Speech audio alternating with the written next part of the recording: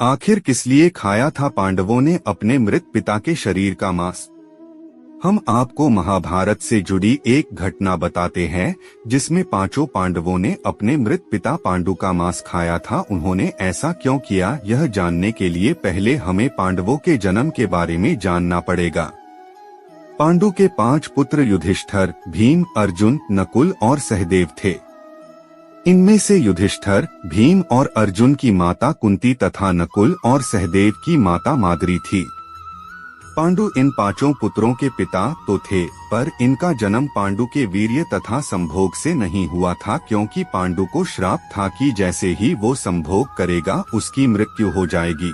इसलिए पांडु के आग्रह पर यह पुत्र कुंती और माद्री ने भगवान का आह्वान करके प्राप्त किए थे।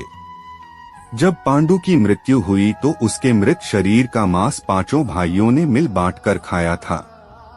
उन्होंने ऐसा इसलिए किया क्योंकि स्वयं पांडु की ऐसी इच्छा थी। चूंकि उसके पुत्र उसके वीर्य से पैदा नहीं हुए थे, इसलिए पांडु का ज्ञान कौशल उसके बच्चों में नहीं आ पाया था। इसलिए उसने अपनी मृत्यु पूर्व ऐसा वरदान मांगा था कि उसके बच्चे उसकी मृत्यु के पश्चात उसके शरीर का मांस मिल बांटकर खा ले, ताकि उसका ज्ञान बच्चों में स्थानांतरित हो जाए। पांडवों द्वारा पिता का मांस खाने के संबंध में 2 मान्यता प्रचलित है। प्रथम मान्यता के अनुसार मांस तो 5 भाइयों ने खाया था, पर सबसे ज्यादा हिस्सा सहदेव ने खाया था। जबकि एक अन्य मान्यता के अनुसार सिर्फ सहदेव ने पिता की इच्छा का पालन करते हुए उनके मस्तिष्क के 3 हिस्से खाए।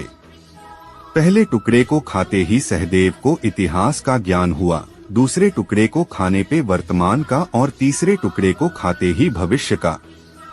यही कारण था कि सहदेव 5 भाइयों में सबसे अधिक ज्ञानी था और इससे उसे भविष्य में होने वाली घटनाओं को देखने की शक्ति मिल गई थी। शास्त्रों के अनुसार श्री कृष्ण के अलावा वो एकमात्र शख्स सहदेव ही था जिसे भविष्य में होने वाले महाभारत के युद्ध के बारे में संपूर्ण बातें पता थी। श्री कृष्ण को डर था कि कहीं सहदेव यह सब बातें औरों को न बता दे, इसलिए श्री कृष्ण ने सहदेव को श्राप दिया था कि यदि उसने ऐसा किया तो मृत्यु हो जाएगी। ऐसे ही और वीडियो के लिए हमारे साथ बने रहें। चैनल को जरूर सब्सक्राइब करें। धन्यवाद।